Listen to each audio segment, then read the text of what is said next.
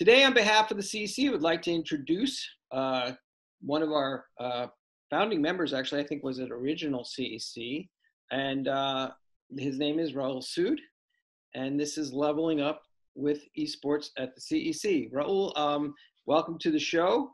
Thanks for having me. And I would like you, if you could just give us a little bit of your background, how you got involved in all this, what Unicorn is, and we'll go from there. Sure. Well, I'm the founder of an esports wagering platform, the most comprehensive platform for wagering on esports and video games in the world. I've been a longtime entrepreneur in the video game space. So prior to this, I started a company many years ago, a gaming company that I sold to HP. I was the early investor in Vervana, which sold to Apple, which is a VR AR company. I'm on the board of advisors for Razer and Main Gear, just big time into entertainment and gaming. And then I was also started Microsoft Ventures. So I was at Microsoft for a few years, started Microsoft Ventures and helped startups build and grow their businesses. And now it's Unicorn. I'm just really enjoying the business right now. So. Well, that's great. And I wanted to just congratulate you as being on the board of Main Gear, because Wallace Santos just had a baby. Yeah. And he's CEO of Main Gear. That's a wonderful thing. Yeah. Yeah. He's a great guy. Yeah. He is. He's amazing. So I wanted to get into these questions. What's happening now with the pandemic and Unicorn? And we know it's been almost daily, every day about esports. There's no conventional sports. It's all been shut down. How is esports benefiting from this? And, why don't you give us a little bit about how your day-to-day, how busy it's been for Unicorn? Yeah, sure. Like, I feel guilty because I don't like to look at it as we're benefiting from the pandemic. We built this platform to entertain people when they're at home. We built it in a way where people could be sitting at home and they could either watch other people on professional esports and place a bet, or they could bet on themselves in the games that they love to play, like Halo or Fortnite or something, where you load up your Fortnite game and you place a bet on yourself, and we give you odds on your chances of doing certain things. Like, we're very unique that way. And I guess we're just glad we built it before this happened. After it happened, it just went crazy. Our business not only is picking up in terms of number of new customers and depositors and things like that, but there's a lot of operators out there that want to partner with us, and we're open to that. It's unfortunate that we've been working with some of these guys for years on selling them on esports and the future of wagering entertainment and the future of entertainment, and then all of a sudden this happens, and now they're calling us, and they furloughed 95% of their staff. It's crazy. So so I don't feel good about it, but that is what it is. It's interesting because you mentioned your platform is someone who wants to, you bet odds on the person's ability to play a game like Halo, etc. If it's someone that you've never heard of that comes onto your platform, how do you base those odds? They can make up a name and be a pro player, and then they're winning a lot of money from you guys. We're pretty smart about that. So we have different types of betting on the platform. We have spectator based or sportsbook based betting. Where you bet on professional esports, you bet on virtuals, like virtual esports. I notice this background keeps making my head disappear. It's weird. I should probably turn it off. No, that's cool. Yeah. So we do professional esports. We do virtual esports. So we're the only company that does this, where you can watch like NBA 2K games that were played by professionals. We created all this really great content, and then we run it through an RNG and let people place bets, and they get huge odds on some of the outcomes. And then we do streamer betting, where you can have like a streamer like Ninja or somebody stream on Mixer or Twitch, and you can actually bet on the outcome of that streamer while they play. Pretty neat. And then on the other side, we have skill betting, where and we refer to it internally. We have skill betting on U mode, which is where you bet on yourself in games like Fortnite and Halo and things like that. And then we have another type of skill betting where you can play games like Madden, NBA 2K, FIFA, like whatever games you like to play against people that you know or don't know. And you can create a room and you can do peer-to-peer betting where the house takes a rake. But at the end of the day, our risk management is very good. So as you say, you could have a professional come in and place a bet, and try and game the system, but that doesn't last long, and we catch it right away. Now, So yeah. I just wanted to touch on, you mentioned all the different ways to wager. Where is regulation in line with what you're able to do, and Yeah. what municipalities can you currently operate in, and what are ones that are coming soon?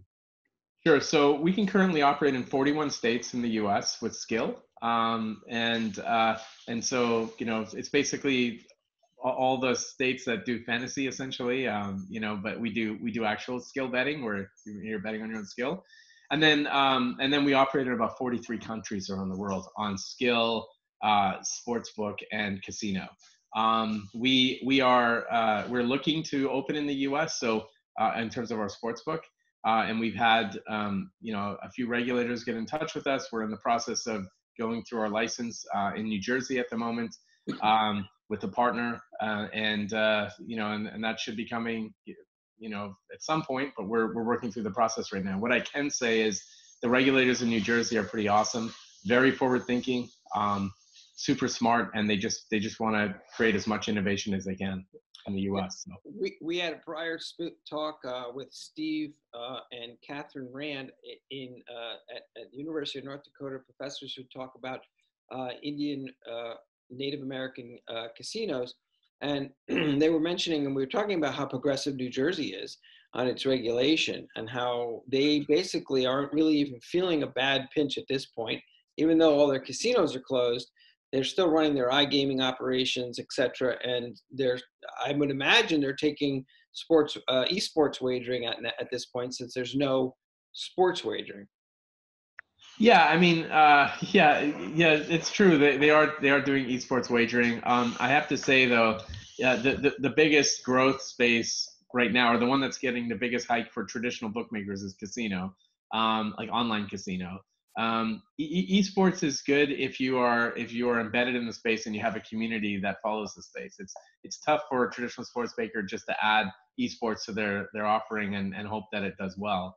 I will say though, it's interesting that a few years ago you'd go to an event in Vegas and you'd mention the word DraftKings, and people would dismiss them, like, they're just fantasy, and like it's not going anywhere, and they're spending all this money on customer acquisition. I don't think it's going to last, and they're actually killing it. Like they're doing extremely well. I think their market cap last time I checked was like $16 billion or something, and they have no hotel overhead or casino overhead, and the reason that they're doing so well is because they had customers that actually made deposits, and they have customer credit cards, and they're turning them into betting customers. It's a fascinating world we live in, and if these traditional operators don't have a digital strategy, they're in trouble. It's funny you mentioned that you touched on a point about communities and video gaming communities, or communities that follow different labels that offer, whether it be a wagering esports site or publisher, etc. Ben and I have been running the CEC now going into our 4th year, and publishers tend to not really want to jump on the bandwagon when it comes to wagering. In fact, I think that might change, obviously, in the next year or so, because of the pandemic. But the publishers we've invited, other than the ones that already have come, like Take-Two Media and others, where you're running things like Halo and other games. How do you that sensitive subject, that sensitive area with publishers? How do you deal with that? Well, I mean, look, there's lots of ways that we talk. We talk to Microsoft all the time, as you can imagine, having been at Microsoft before. But like, it started out weird in 2014 when we first started. They didn't want to, people didn't want to talk about it, and then over time we found out who was ambivalent to it and who was more open to it and who didn't want to talk about it at all. And we built this kind of framework on how we have discussions with them. But anybody who wants to get into esports seriously needs to embrace wagering, because it's a matter of fact that people will bet on this stuff at some point, and when they do, you want to do it in a regulated environment. You want to do it with a bookmaker who knows what they're doing and who can manage things like integrity. in a way that you can't do it otherwise. And there's no better way to spot a cheater than through sports wagering or esports betting. So, so we talk about that, and then we talk about the opportunity in data, a revenue opportunity for them. And they're starting to see it now. So, we've built a good reputation in the space. And so we have these conversations a lot with them. And I think they're certainly more open to it, like you said. Yeah, but I think you hit the major point. Like, it really is consumer driven, right? So, Yeah. The consumer, from our perspective, I mean, Ari and I have run GameCon for years, and we always see side bets and wagering, and this. I mean, it's the same. It follows the same suit with sports betting, but that's better. But most gamers, okay, I think that the attitude is they would embrace more regulated wagering than, let's say our past generation, where we had bookies and it was just accepted. You know what I mean? And then when it moved into the casino in sports betting, which now they're all finding, oh, we have all this new money. It's all these people are wagering on sports betting. But the reality, and this, is that it existed.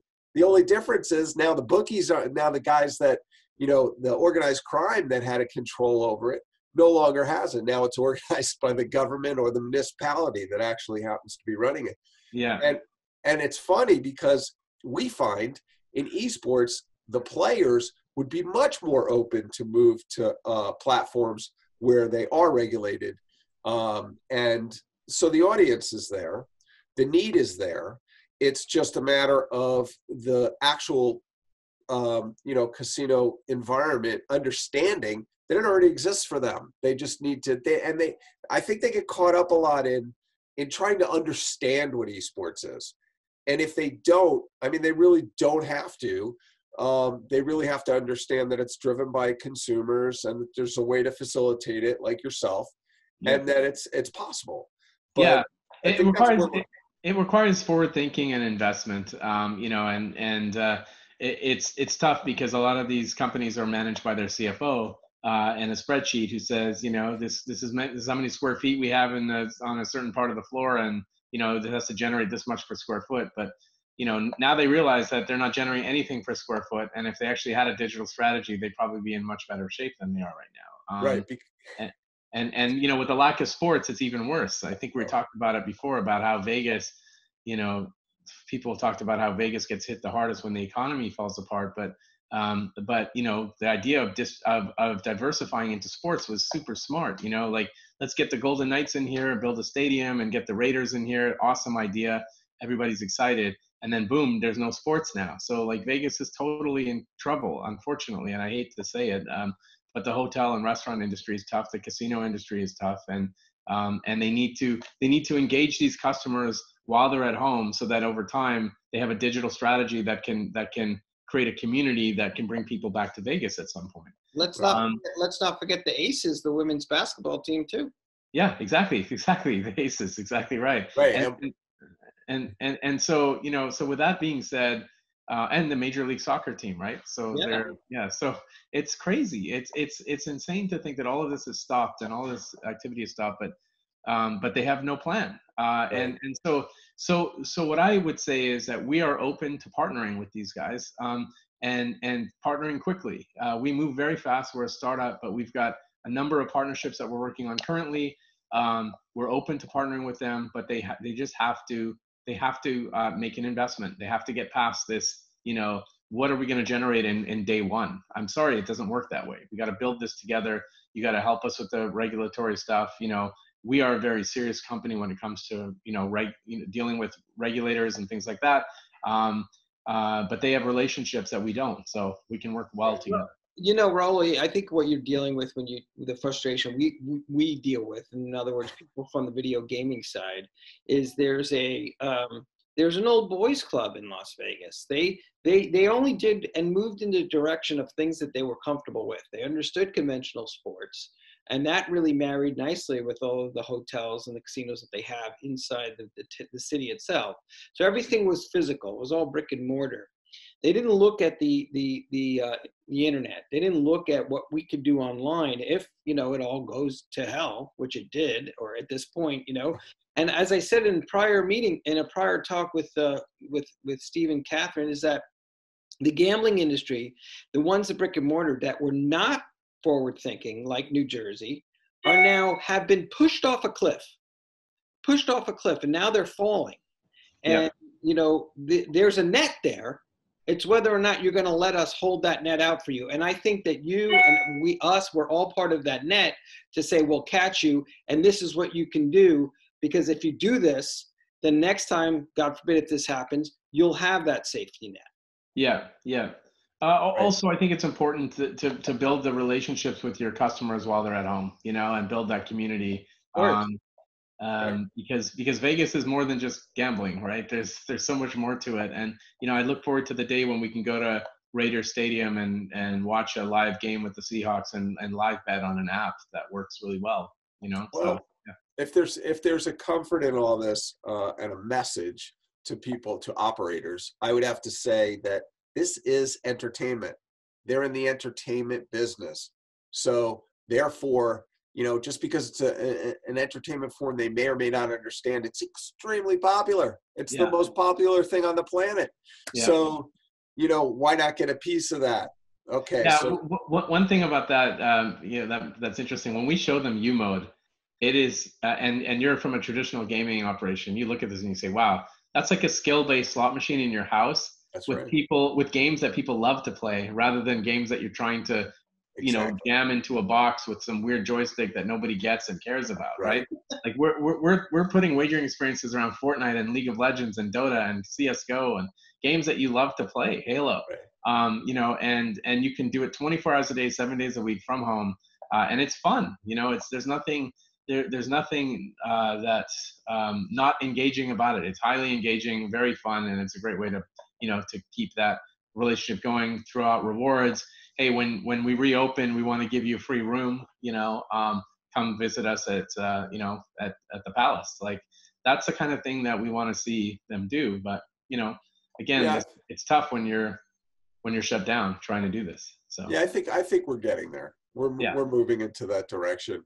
And you know, there was another thing that you had brought up earlier about, you know, sort of the numbers and what it takes to facilitate certain things when, you know, everything in the computer world is done on a chip the size of, you know, like a pinhead, you know, and it literally accounts for hundreds and thousands of people all being able to interact at the same time.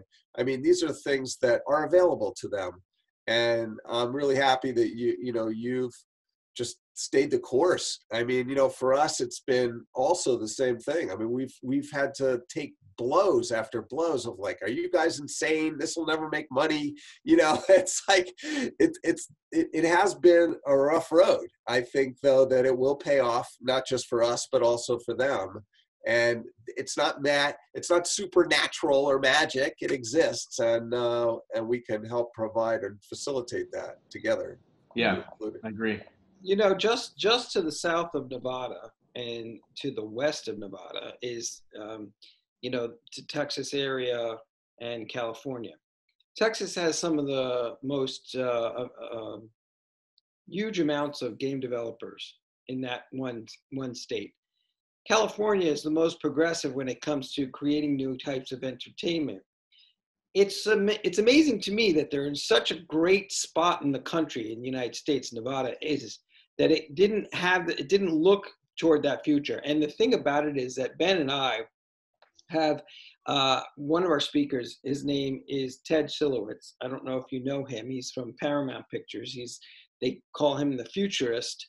It's this new, you know, idea of what's next. How can we progressively push not just the casino and gambling industry, but also the Hollywood industry, the movie industry? What's the next, you know, because millennials and Gen Zers, obviously, they are looking for that complete immersive experience. Yeah. I have something interesting that we're doing. It's pretty cool. You guys know about virtual horses, right? Yeah. And you know, when you think about virtual horses, it's kind of boring. I mean, you're walking up to a terminal and you're placing a bet on something just because you have nothing else to bet on. But it's super popular across Europe and, you know, Australia and other places in the world. And even when you go to the casino, you sometimes see those virtual horse machines that people bet on. And we were thinking about what does the future of horse racing look like? You know, like where like if you were to look at this horse and you were to say that looks like a digital thoroughbred, like that looks like something that's so out there. I've never seen anything like it before. And so we're building a platform right now where people can buy these digital thoroughbreds and trade them and breed them. And these thoroughbreds are actually built on the blockchain. And so they all have their own bloodlines.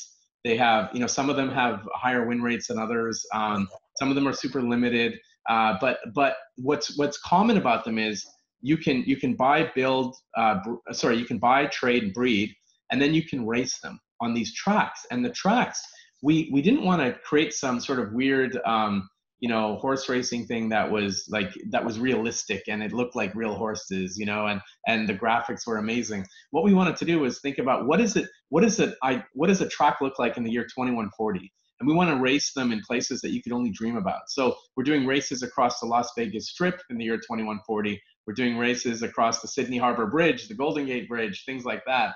And then if your horse wins a race, you win the prize money.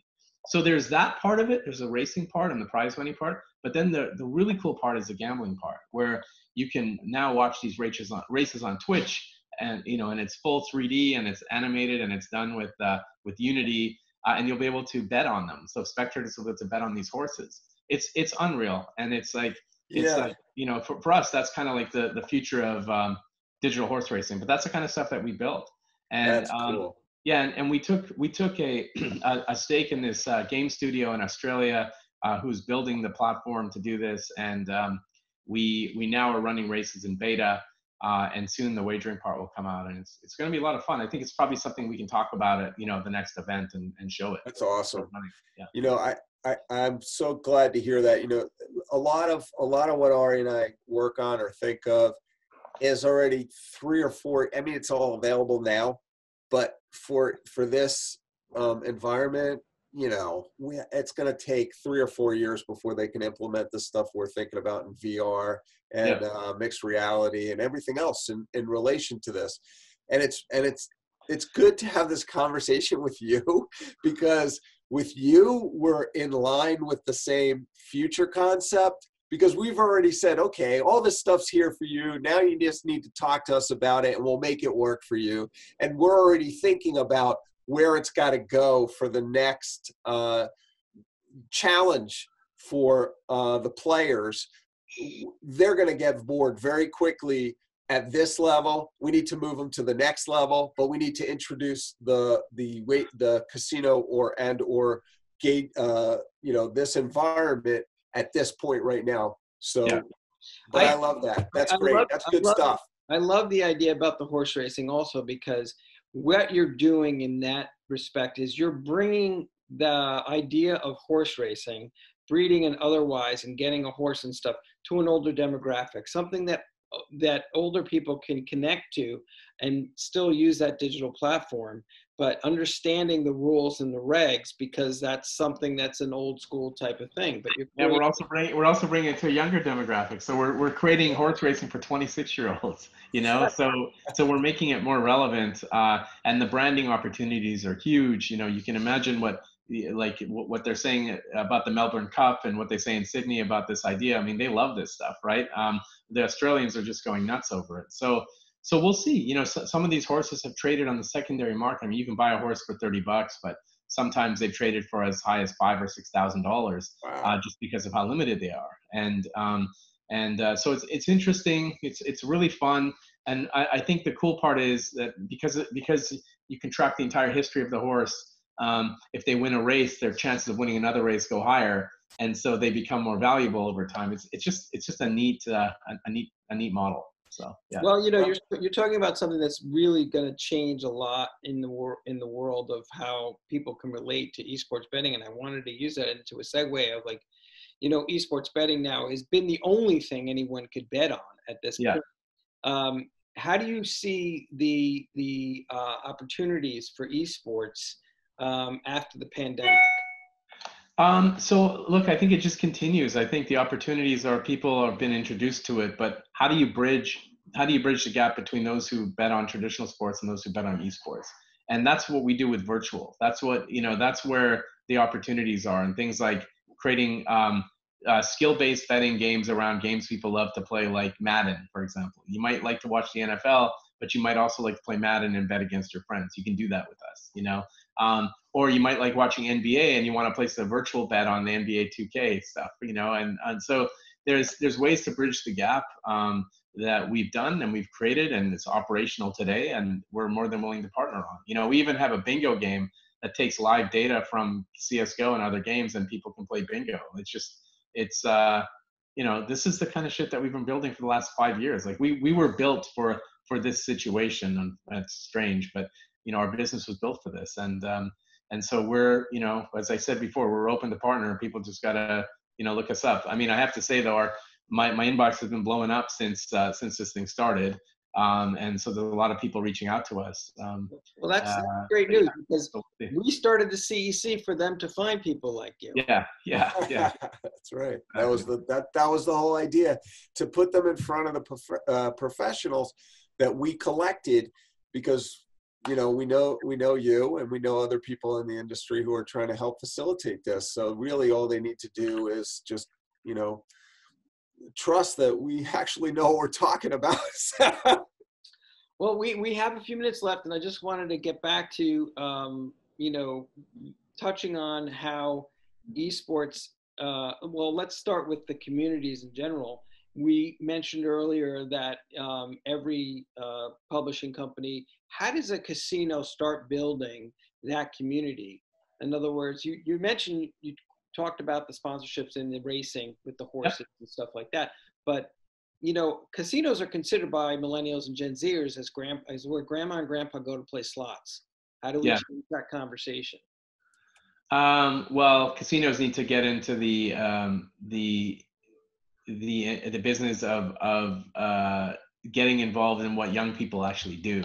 So in other words, don't assume, like I've heard people on panels talk about, well, we don't cater to millennials, we cater to when they turn into older people, because then they'll come and play slot machines. And these guys they're I hate to say it, but that's the most fucking stupid thing I've ever heard in my life.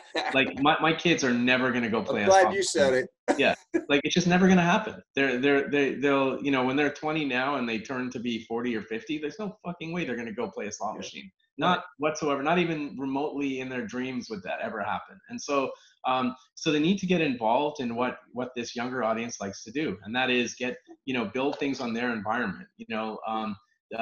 Do things digitally and create community online first, and then create events that cater to those people inside of their venues, and then invite them out to those events. So it could be like a cosplay event, it could be a League of Legends event, it could be an event at the esports arena, those types of things, where you can invite them out to these limited events and things like that, and then have the food and everything that caters to that audience. And then at the same time, you have these venues like the esports arena, and hopefully it makes it through this. But if it does, then why aren't they creating wagering experiences inside these venues? Like, what's taking so long? We've got the technology. We can put it in. Just help us with the regulator, and we're done. We could get this. We could launch literally inside that arena before the end of May. Like in 15 days, we could have it out there, right? Why is it taking so long? I don't know. I mean, I'm not going to waste our resources trying to get Las Vegas to move forward with this. Las Vegas should come to us and say, we want to do this. We want to help you do this. Let's move a mountain and go make it happen. And we're ready to go make it happen. So they just have to start having the right conversations and understand that even though we have this really great platform and this great technology, we're still a startup and we have limited resources. So we have to be able to partner with people who are willing to kind of move mountains to make it happen. Right. Considering you're on the set of The Office, that's the smartest thing I've ever heard anyone say from The Office. But I wanted to just thank you for coming on the show, and I'm hoping that we can meet again in person at the CEC at the Luxor in Atlantic City on September 8th through 10th, where you can make those networking connections. We are looking at many variable opportunities for the CEC. Something could be virtual. We don't know yet because we're not exactly sure what COVID's going to do for us or with us or to us. So at that point, we'll keep everybody in contact. But if anybody on any of the audience out there that you'd like to talk to us or Rahul, just get in touch with us, or you can get in touch with, how could they get in touch with you, Rahul? Best way is through Twitter, just at Rahul Sood, or find me on LinkedIn. And I'm happy to connect. And also, I hope things happen in September. I mean, I'd love to see the Luxor reopen, and I'd love to go check out the esports arena again. I want things to go back to normal. I'm optimistic, but at the same time, as a realist, we have to think about what does the new normal look like, right? But I know things will come back at some point in time, and when they do, I think Las Vegas will be back. It's just going to take some time to get there. Well, we're here to help Las Vegas make sure that if there ever is another situation like that, that we will institute and work, obviously, with people like yourself that will make sure that the industry can survive through pandemics, where we can reach everyone at home, like you said earlier. And, we're here to help. This is what we're doing, and this is what we plan on doing. But thank you again for coming on Level Up. Yeah, it was great to see you again. Good to see you again. Glad you were able to cut your own hair, because I was scared to do that myself. But stay safe, and we'll talk soon. Talk to you guys later. Thank you. Thanks a lot, Rahul. Have a good one. See ya. Bye.